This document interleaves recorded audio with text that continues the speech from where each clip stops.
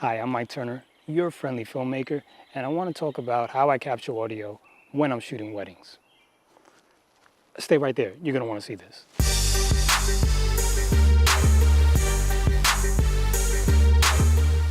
All right, so when I'm shooting weddings, I believe that capturing audio is just as important as capturing the video.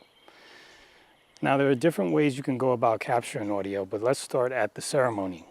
All right, so basically I like to mic the groom and the officiant so that there are two audio points, and if something happens to one, if there's interference or something, then I have a backup on the other.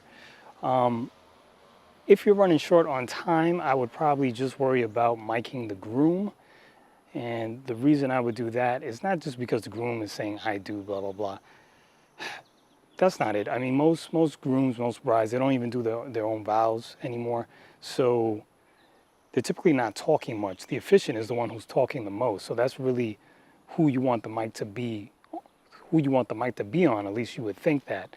But in my experience, what happens is the groom speaks very, very low. So when the groom is saying I do and I take this woman to be my wife, blah, blah, blah, he's speaking very low. So if you put the mic just on the officiant, you're not going to be able to hear the groom well. However, the officiant is very, very loud. So if you have it on the groom's mic will still pick up the officiant's voice because he's damn near screaming. I've never seen an officiant saying like, "We are gathered here today to join these two unholy men." They never do that. They're like, "We are gathered here today in holy." They scream. That's just what they do. So get it on the groom and you'll be okay.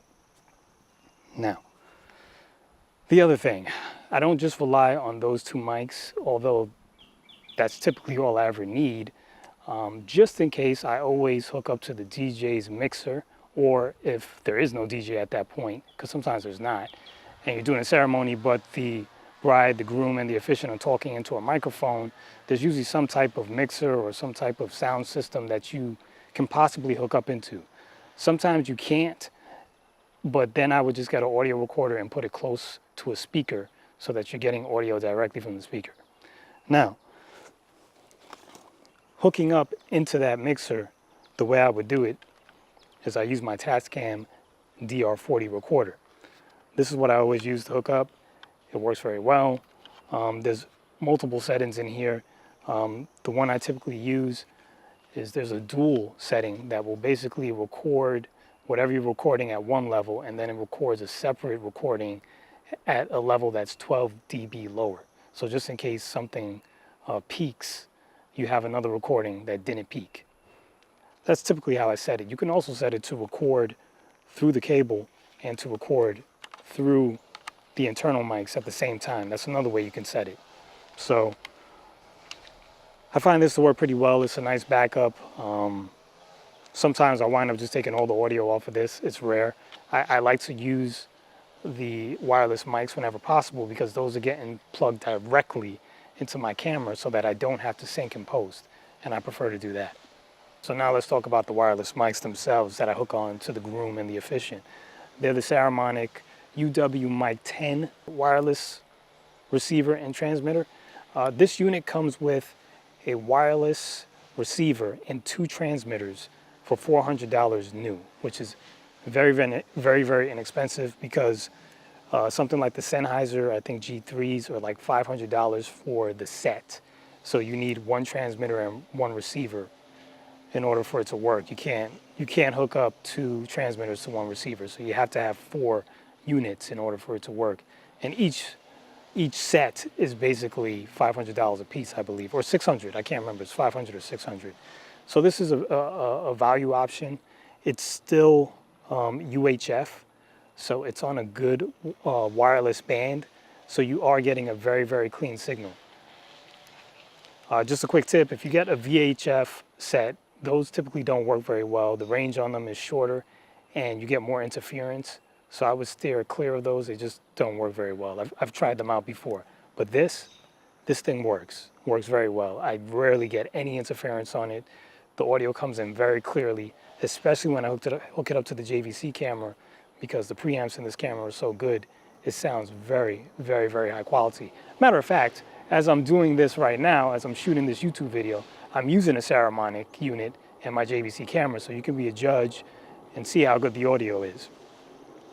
Especially because a neighbor is weed whacking over there and making a ton of noise. I'm sure you can still hear me very well. Anyway, also, while I'm gathering the audio, it's nice to have the saramonic unit because then I can use a set of headphones, plug it into my JVC camera, and hear what the audio is in real time. And that just makes me, more confident as I'm shooting that everything is being recorded properly because I can hear it. And I'm not just sitting there worried like, oh my God, is this being recorded? I don't know. And that's what happens when you hook up to a DJ's mixer. You're scared shitless because you don't know whether or not you're getting good audio at that precise moment. Also, I want to just talk about another recorder that I use from time to time. This is the Olympus, see it here. This is the Olympus DM-620. It's a very small recorder. Comes with a little case too. Case with a clip on the back, so you can clip it to someone's belt the same way you would do a lavaliere mic. Of course, this is not wireless or anything. It's an audio recorder, but you could tuck it in someone's jacket and wire up a lav and hook it up to the lapel, and you can get audio that way. But it's the same thing. Most likely it's going to work, but you don't know if the batteries are dying. You don't know if the wire slipped out. You can't monitor it in real time. But it is still a nice tool, and because it's small, I've used it sometimes and just kind of hid it in places just to capture another source of audio just in case my other audio failed. So, of course, you don't have to get this one. There is the Zoom H1 that everybody seems to like. I happened to get this for $50 used off of eBay 3 years ago. That's why I bought it. But a Zoom H1, I think that's a Tascam. I think DR-05 is another small one that you can get if you want to get something that you can just slip in someone's pocket. Also, I just wanted to mention, this recorder also records internally. It has two recorders or two microphones at the top of it, so it records in stereo. It also has a speaker at the back so you can listen after you record. You don't need a headphone for it. It records in multiple formats, WMA, MP3, and I believe AAC. There's also an option in here. It's a pretty good recorder. It has a lot of different functions that I never even use. There's wind filter in here. There's all types of stuff in here. Typically, I just use it for basic recording, so I don't even really get too involved in all the different things that it does. Another source of audio, of course, is just the shotgun mic that's on top of my camera. Usually I'm shooting with two different cameras, so I have two cameras in the room that are also recording audio at the same time. So of course that's not the best source of audio, but just in case any of the mics failed, any of the other mics that I have failed, you also have the camera mic, which is almost always going to be your last resort, because that's going to be your audio that has the least quality. Now for shooting toast, I typically just rely on the DJ's mixer at that point. By that point, I can go back and I can listen to what I got from the ceremony. If all sounds good, then I know his mixer works, and I'm fine with just plugging in my Tascam Dr-40 to his mixer and just getting the audio straight off of there. By that point, there's really nothing wrong with it. Typically, at these weddings, there's more than one or two people that give speeches, so I don't have enough mics to put on everybody, and plus that would be way too time consuming anyway, and I wouldn't want to do that. All right, now just another quick tip. When you're recording audio into an audio recorder, if you have something like the Tascam or the Zoom H4 or H6 or whatever they have, yes, I use an XLR cable most of the time. There are times where some of the DJs don't have that. So you're gonna need one of these plain old, what is this, a quarter cable? I think this is a quarter. You're gonna need one of these quarter stereo cables. Actually, this is not stereo, this is a mono cable. But you better bring one of these with you too, because it's happened to me about 2 or 3 times where they did not have XLR outputs and I was just stuck, and that really sucked. In that case, what I did was I set the recorder close to a speaker and just recorded what was coming out of the speaker into the internal mics on the recorder. So that is something you could do, and some people just do that. They just set their recorder close to a speaker. I guess it works. I typically don't do that. I like the source of audio to be as clean as possible. And in order for that to happen, you either need to use a wireless lavaliere or you need to plug directly into the mixer. So to each his own. But anyway, that's about it. There's a few quick tips on how to capture audio from a wedding. Also, one last tip, if you don't have an audio recorder, you don't have a lavaliere, I just advise you get one. I mean, the wireless lavaliers are a little more expensive, so you can definitely get an audio recorder and plug it into a DJ's mixer. You don't have to get the DR-40, which is really not that expensive anyway. I think it's like 150 bucks. But if you didn't want to spend that much and you only have 50 bucks, you could get something like the Olympus and you could just set it close to a speaker, or it does have like an 1/8 inch input. So you could get like 1/8 inch to a quarter adapter. I think this is a quarter. And then you can plug into the DJ's mixer that way.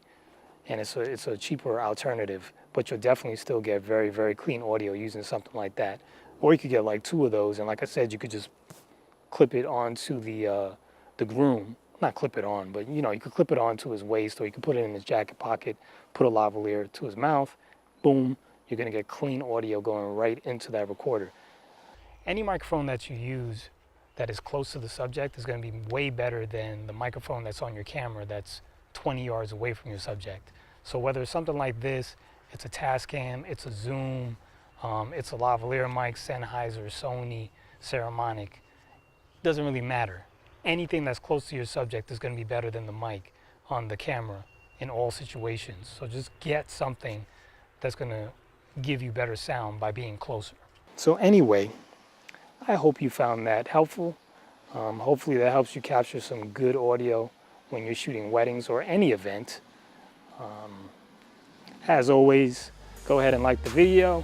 Subscribe to my channel for more videos like this where we talk about filmmaking techniques and we talk about equipment and whatnot. And I guess I will see you soon. Thanks for watching.